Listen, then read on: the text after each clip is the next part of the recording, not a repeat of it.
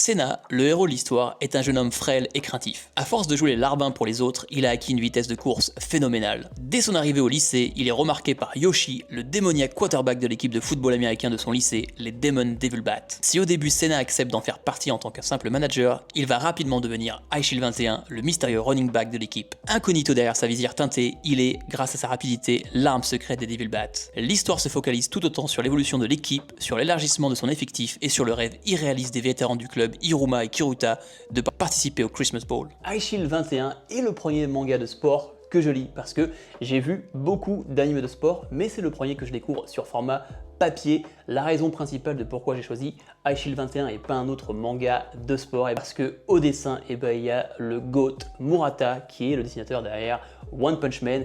Et j'ai commencé à lire Shield 21 et franchement, ça envoie du lourd. L'histoire suit Senna, un protagoniste classique. Il est timide, il n'a pas confiance en lui, il est plutôt faible et il va se retrouver embarqué dans une équipe de football américain et peu à peu il va commencer à s'affirmer par le sport et par le lien qu'il tisse avec ses coéquipiers. Pour l'instant, je suis qu'au début du manga, j'ai lu les 8 premiers volumes, on est au moment où on construit l'équipe petit à petit, mais j'aime vraiment la manière dont chaque personnage a ses propres problèmes. Le sport devient pour eux un moyen d'évoluer et de grandir. Ayant moi-même fait du foot pendant très longtemps, je retrouve dans Shield 21 les vraies valeurs d'un sport d'équipe.